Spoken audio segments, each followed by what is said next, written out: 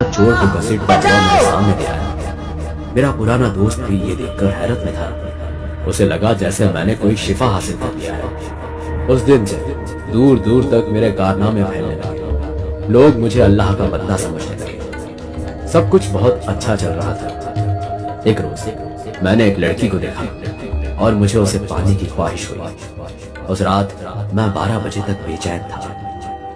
तभी हमजाद मेरे सामने आया। मैंने उससे पूछा, बताओ क्या बात है? मैंने तो तुम्हें नहीं बुलाया। मैं तुम्हारा ही जिस्म फरीक हूँ। तुम्हारी बेचैनी समझता हूँ। तुम्हें वो लड़की चाहिए, अभी उसे तुम्हारे सामने हाजिर करता हूँ। पर मैं उसे कैसे मनाऊंगा? फरेब से, झूठ सोच कर रहा। हमजाद गायब हुआ और जब वो लौटा तो वो लड़की मेरे बिस्तर में थी। मैं उसके पास गया तो उसकी नींद खुल गई। ऐ हुस्न मलिका, ये मेरी दुनिया है और मैं इस दुनिया का राजकुमार हूं और तुम यहाँ मेरी दुनिया में हो। मेरा दिल तुम पर आ गया है। मैं तुम्हें दिल और जान से चाहने लगा हूँ। पर मैं आपको नहीं जानती। मेरी आपसे गुजारिश है, मुझे वापस मेरे घर भेज दो। आज रात तुम मेरी मल्लिका बनेगी। तुम्हारे खूबसूरत बदन ने मुझे तुम्हारा आशिक बना दिया है। अगर तुम चाहो तो मैं तुम्हें तुम्हारे घर वापस भेज सकता हूँ, पर एक रात मेरे साथ बिताना होगी। मुझे यकीन है कि तुम्हें मेरी मल्लिका बनना पसंद आएगा।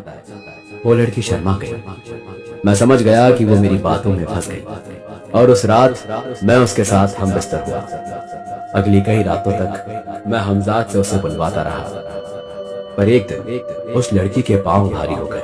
वो मेरे बच्चे की माँ बनने वाली थी, इसलिए उसकी तरफ से मुंह मोड़ लिया और हमजाद से किसी और लड़की को लाने के लिए कहा। और इसके बाद हर रात मैंने कई हसीनाओं के साथ रात गुजारी। धीरे धीरे मेरे शहर की कई लड़कियां मेरी वजह से पेट से हो चुकी थी। मैं डर गया कि मेरा राज कहीं सबके सामने ना आ जाए। मैंने हमजाद को हुक्म दिया कि शहर के बाहर की लड़कियों को लाओ। एक रात हमजाद ने लखनऊ के नवाब की शहजादी को मेरे सामने पेश किया, पर जैसे ही मैं उसके पास गया तो शहजादी ने मुझे धक्का देकर खुद से दूर कर दिया। दूर हो जाओ हमसे। तुम्हारी हिम्मत कैसी हुई मुझे यहाँ लाने की? क्या तुम नहीं जानते कि हम लखनऊ की शहजादी है?